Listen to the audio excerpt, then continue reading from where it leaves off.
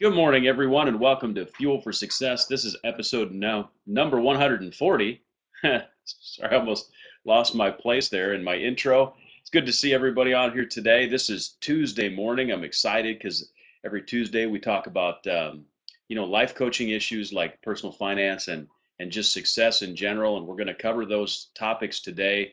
It's great to see everybody here. As I was writing 140 on the board, I realized that's 28 weeks. This is the 28th week of the year, and it's the 15th of July, which means summer is halfway over, my friend. Well, I'm in Michigan right now, and let me tell you, it was cold here last night. You Michiganders, I grew up here, but that's a little too cold for me, my friend. It was cold. For me, it was cold, meaning I needed a sweatshirt when I was taking a walk. So, yeah, after I think I've done like 23 or 29 hours of driving so far, total. Um, So it felt good to take a long walk last night, needless to say. Yeah, yeah, it's good. Yeah, we had a cold front here too. There's a high of about Can you hear me 60 good? today. So yeah, you're a little bit quiet. I'm gonna turn you up a little bit, see if we can get a little better volume out of you. But check that. I'm at the Holiday Inn Express. Everybody's eating breakfast. It's actually a really nice Holiday Inn Express. The decorations here are amazing. I'm a fan of Holiday Inn Express. I'm definitely a fan. I'm Um, also a fan of good decorations. yeah, Amazing what a good paint job will do. Yeah, Mike, we're going to be talking today about success. Um, this is called Fuel for Success. And this show is all about helping people get from point A to point B, from 1 to 10, or excuse me, from 1 to 100, or maybe 1 to a million, let's say. We want everyone that watches our show to know that our values are we believe in a God first lifestyle will make you very successful.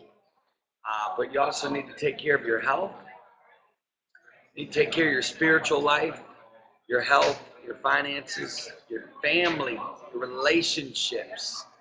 Extremely important. Then, of course, we have a little bit of fun and talk about business and entrepreneurship every Thursday because what an opportunity we live in right now. Anybody can be successful. Anybody. Mike, do you know how many homeless people became multimillionaires? Can you think of somebody like Tony Robbins that literally once lived in his car? You know what I'm saying? Like anybody in this country can become successful, and not just this country, anybody in the world can become successful. So, being that it's fuel for success, Mike and I thought it was very important today to talk about success. And so, any of you that have any questions about success, we want everyone out there to know that you should have a passion and a goal and a dream and a drive to become as successful as you can. Uh, leadership is influence. So, right. if you have 10,000 followers on Twitter, you should want 100,000 followers. If you've got $20,000 in the bank, you should want, you know, 40,000 in the bank or 40 million, should never get to a place where you stay at status quo or accept average or be complacent. The Bible does say, despise not the day of small beginnings. Many of you start off small. Nobody knows your name. You know, many people, whether they're starting a business or, whether they're just new on the scene, so to speak, despise not the day of small beginnings because God has greatness in your future. And if you'll strive for greatness, if you read the Bible, Mike, there's nothing in the Bible, nothing at all, that encourages a half-lived life, you should say, or an average life, or apathetic or complacent. I just think that all of us, we all live about 90% beneath our potential as it is. I think it was Thomas Edison who said, if we knew what we were capable of doing, we would astound ourselves. And it's so true. Uh, Many of us never grow and never reach beyond because we're dealing with small actions, and we're settling with average, and we're associating with average, and very few people provoke our thought and stretch our thinking. And if we're going to have massive success, you've got to have people that stretch your thinking. You've got to have people that push you and challenge you and look at you and say, you know what, that's good. You know, last night my son Caleb wanted to do drills. We got off a long road trip, and we had actually stopped yesterday at a rest area and did about 15, 20 minutes of baseball stuff, right? Some of his drills. Yeah. And I said, last night when he asked me, can you hear me good? Yeah, I can hear you. Can you hear me good? Yeah. Last night when he asked me to go out and do drills, I was like, well, buddy, I was like, I'm kind of tired. I was like, we did drills today, man. That was good enough. And he literally like grabbed his head and he was like, Dad, did you just say it was good enough? Are you kidding? He goes, do you think I'm satisfied with good? And he looked at me and he goes, I want greatness. He's 12 years old. So that's a mentality right there that you need to have. That when you hear something and somebody says, yeah, it was good, you don't ever want to, and good is okay. You hear me? Most people are satisfied with good. But usually those that expect the best get it. Usually those that expect the best get it. A lot of times it all boils down to your expectations, your attitude, how you strive, your resolve. Right. You know, It's good. I'm gonna give you one more quote, and then we'll get into some Q&A here. Sure. There's two things you need if you're going to be highly successful. You're going to need intention, and you're going to need attention. Attention and intention. I know a lot of people that have intentions, but they don't give their intention attention. And I know a lot of people that have attention, they want something, they just don't have an intention. They don't know what they want. If you can laser your focus, awaken to your purpose, and give it laser focus attention, and literally give it all you have, that's when you'll break through success. You know, Mike, there are no overnight successes. Right. People that have high-level success had a breakthrough of success because of massive actions through the years that just eventually just broke through. So there's your morning motivation, my friends. Let's dive into some Q&A. Good. Sherry's asking where you are. You're in Michigan, right? I'm in Michigan. Like where? I'm at the Holiday Inn Express in Michigan. In Michigan. She actually asked another question a little bit ago, and I like Al's answer to it. But let me ask you this: on the topic of money, how much money is enough? Well, I guess because the Bible says money answers all things, I don't think there's ever enough. I think that, Mike, when you consider one life, you consider, you ready for this? I'm going to answer that question with this. How big is your mission in life? What are your dreams and what are your goals? The answer to those questions will determine how much money is enough. You know, for some people, $100,000 isn't even a drop in the bucket. Like literally, Mike and I, with our vision with Mission 25, if we had $100,000 in our hands right now, we would look at it and we would be grateful, but we would be like, man, this isn't enough, because our vision is so huge. We literally have massive vision. I mean, massive. I mean, we have vision of starting thousands of churches and training people across the world and doing Mission 25s literally in every major city, every small city, all across the world. And so I think the answer to that question determines on the size of your vision, your goals, and what you really want in life. If you want to be able to take your kids, like for me, like I want to teach my son, I want him to learn history, not necessarily through the books by showing him places. I want to take him there and let him see it. I mean, it's one of those things. It just depends. A lot of that, Sherry, depends on what you want. Because one person's definition of enough is completely different than another person's definition of enough.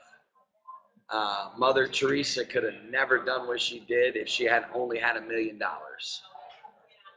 Most people don't realize this, but millions came into Mother Teresa to do what she did. So there's your answer. What's your take, Mike? About the same thing. Really depends on who you are, what your life demands of you. And I think that someone whose life doesn't have purpose and doesn't have focus and doesn't have direction will never be able to answer that question. And I think we see that actually a lot in people that have a directionless life, a purposeless life where they're just living life. There's no point of and I don't mean no point, but there's no place where they get to that is enough, because there's no focal goal. And if you have no direction, no mission, no focus, first of all, that would be a sad life. But second of all, there's no way to measure when you've become successful. So I think it's important to, we're talking about success today. I think it's important to understand personally what you mean by success, and it's different for everybody, right? Everybody, definition of success in my life isn't going to be the same as Matt's, isn't going to be the same as Sherry's or Al's or Mary's or anybody that's on the show right now. So everybody has a different definition of what they desire in life, what their focus is. The saddest thing is when you don't have any definition and you're just going through life. So I would, ask everyone, hey, think about it. And actually, now that we're talking about success today, Matt, let me ask you this question.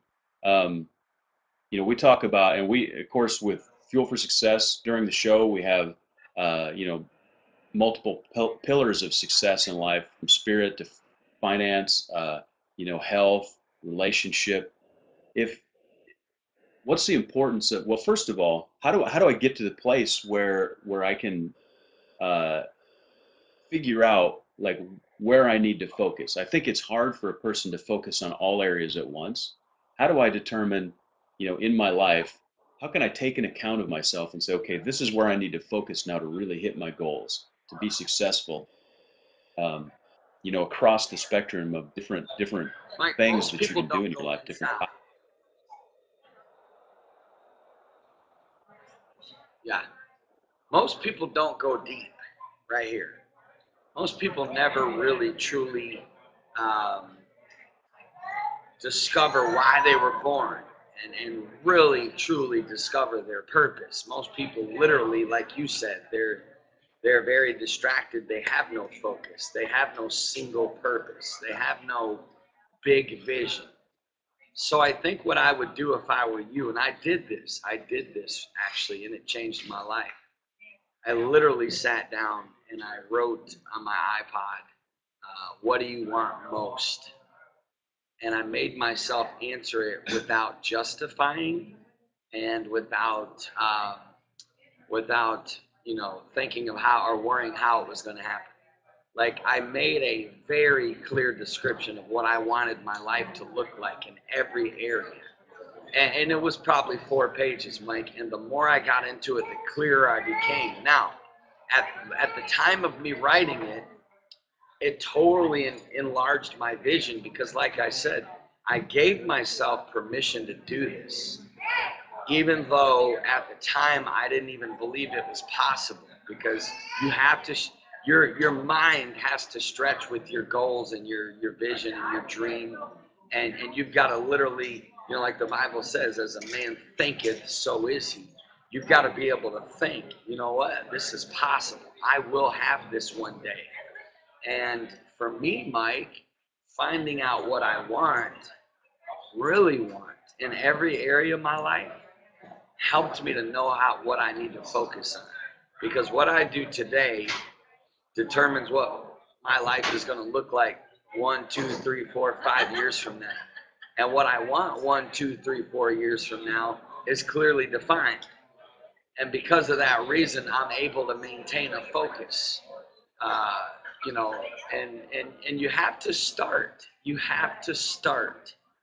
And you have to, most people, Mike, when they get a dream and they have a vision, it's like this. You ready for this? Go to kindergarten, all right? Go to a kindergarten graduation and then pass the microphone to all them little kindergartners and ask them to tell us what they want to be when they grow up. Most of them have big thinking as kindergartners, right? Right. They do. Most of them, I want to be the president. I want to be a baseball player. I want to be the next Michael Jordan. Literally, I want to be a Right. doctor.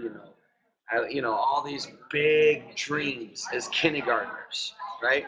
And I'm always tickled by it, but at the same time, I get into deep thought because I've seen some of these, graduations. I've gone to a lot of school, things, and every year at my son's school, at the end of the year, they do this with the kindergartners.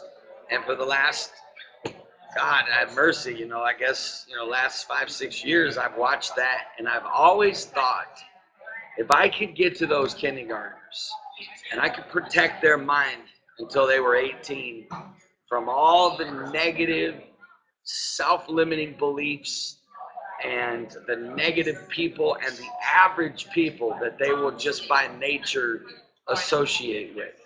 My greatness is a whole new category, my friend. Yeah. And the problem is we start off young with big dreams. Life progresses. We get around people that when you share your dream, instead of them being like, yeah, you know what, that I totally see you doing that. Like, when's the last time you shared your heart with somebody and their response was, I totally see you doing this, right?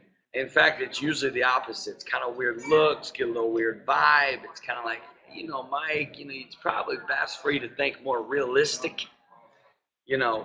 That kind of talk plants a seed in our mind, and it weakens that confidence, that faith, that inner drive of, I can do this.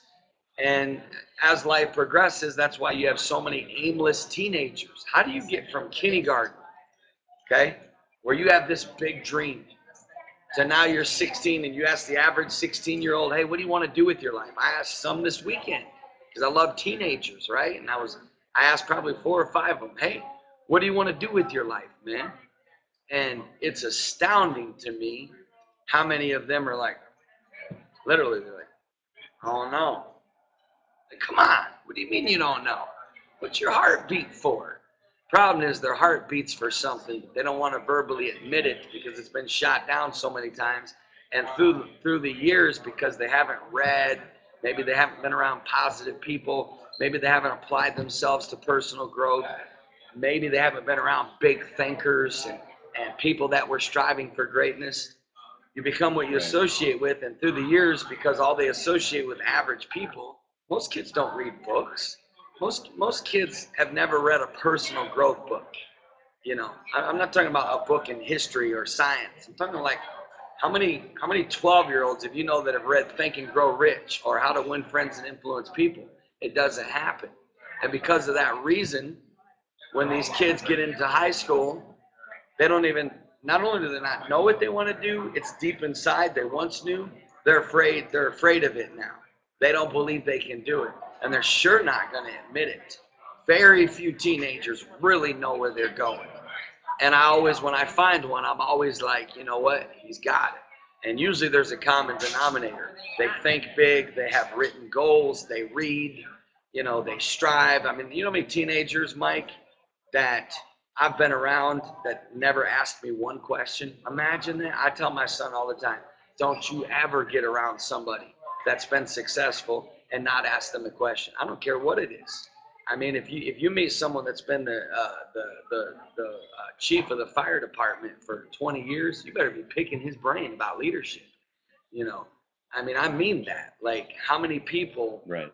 how many young people that have picked me up from the airport and never asked me questions, like a 2 hour drive back to the hotel, and never, like, if I picked up somebody that was successful, like, it would be 2 hours of nothing but questions. And then I would make them wait in the car for as long as they would wait.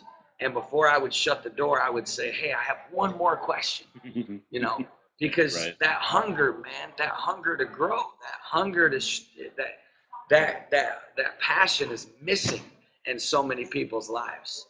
So there's a long answer to a very short question. I hope it helped people.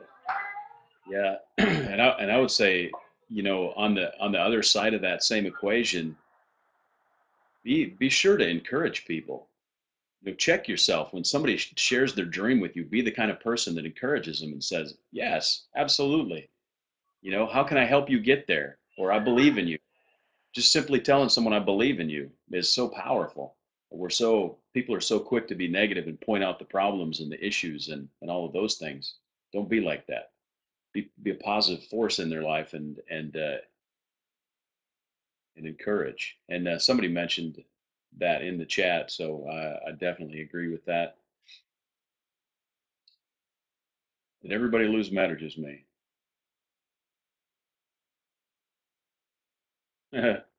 Yeah, Karen, how about that? The little some conflict in the Middle East. She's mentioning that World War III could happen anytime. Um, you know what? We'll just press on like we've got 1,000 tomorrows. Um, Sandra had asked a question as well, and I want to pop this one up here, and kind of similar to what I had asked. But if I understand this correctly, Sandra, you're asking sort of if you have different visions or different intentions, like multiple different things that could be happening all at once in your life. How do you choose what to go for and spend attention on? Um, I can speak to this personally in a lot of ways because uh, today in my life I've got a bunch of different lanes that I'm trying to execute in, primarily because I'm at a bit of a transition with the increase in success of Mission 25 and launching that movement along with Matt and some other projects that I'm working on as well as my sort of full-time business that I run. So there's a bunch of different things, and then of course family and spirit stuff. I'm a outreach director here locally at the church. So what's really hard to do and what's nearly impossible to do is run on multiple lanes at the same time. And of course physically you can't do that. If you think about a track, that track and field runners on, you're in one lane or the other. You could maybe weave in and out, but you can't focus on more than one thing at a time.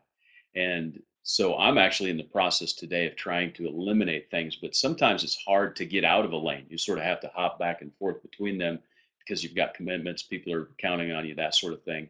But I will say that prevention, an ounce of prevention is worth a pound of cure. To prevent yourself from getting in a situation where you've got multiple lanes that you need to focus on is uh, is extremely important. But if you find yourself in a situation where you've got different visions, different intentions, and things that you're trying to accomplish, um, my best advice is to focus on the things that really. Well, here's what's going to happen: is you're going to naturally tend to do the things that you like more. So if you've got four jobs ahead of you, four different tasks that you could be working on for the four different visions, you're naturally going to tend to the one that gives you the most fulfillment, that gives you the most enjoyment. And so begin to sort of weed out the ones that don't really fulfill you. And unfortunately, a lot of times that may be the ones that like bring financial, incentive as well. But we can really only focus on one thing at a time, and that's just a true statement in all aspects of our life.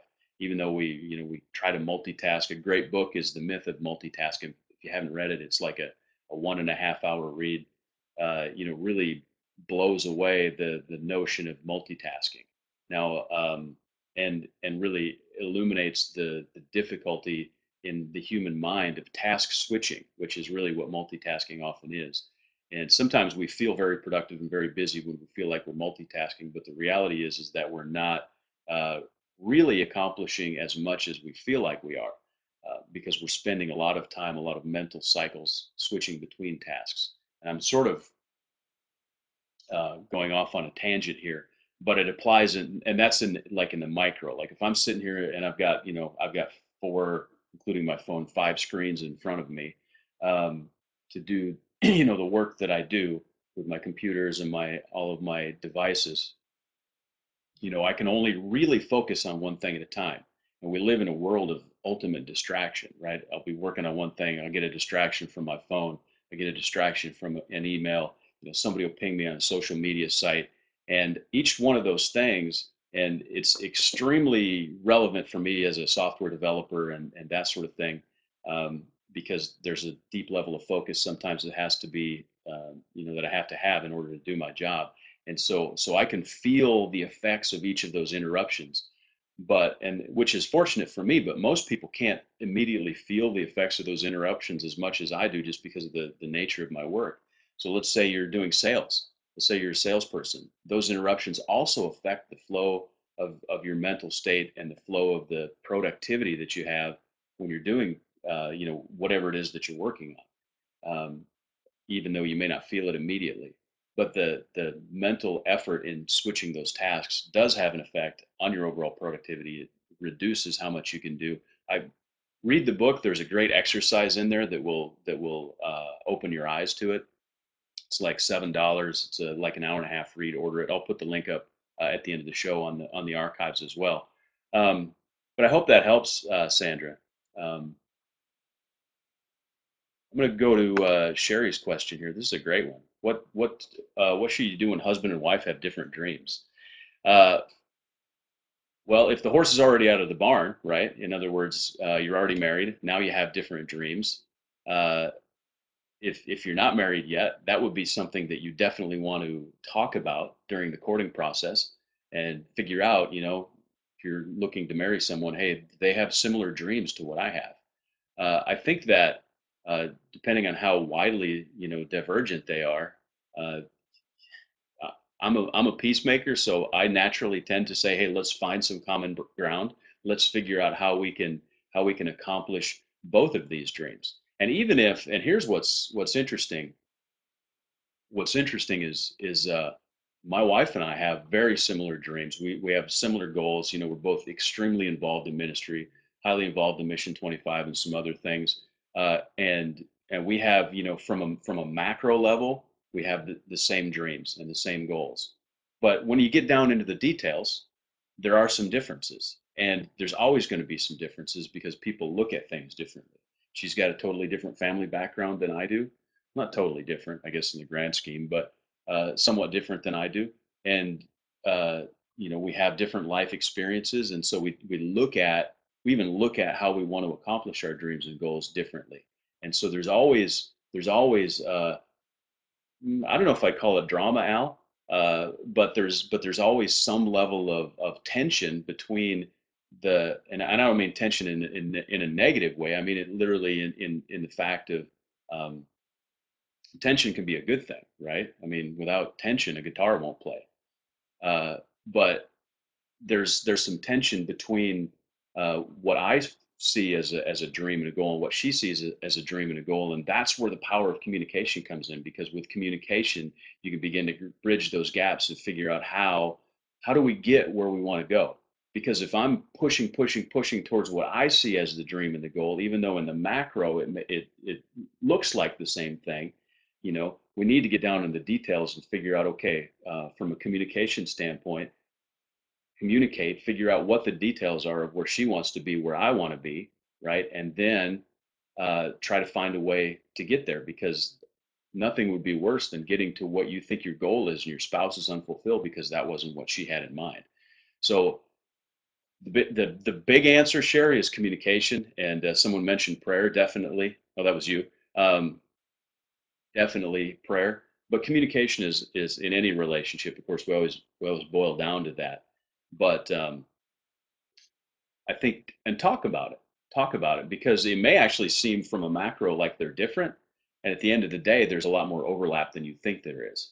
So talk about the details of it. Sometimes I think in relationships we sort of tend to skip over the details and just sort of gloss over topics and talk about them at a high level without really getting down inside and share your heart and figure out what are the details of what you're talking about. Sometimes it can be a little messy, but people are messy. That's the way we are.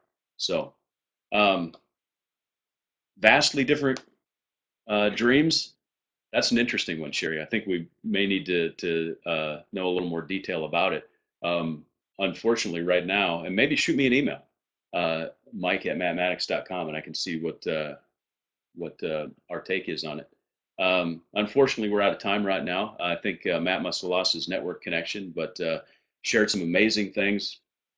And I like what he said. Just to sum up, one of the things he said when he was talking about being successful in life, start with the vision and sort of work back from that. I took that from as a summary of some of the things that he said. So I hope you all have a blessed Tuesday today, and join us tomorrow at 9 a.m. Eastern Time. We're going to be talking about spirituality, and I'm looking forward to that.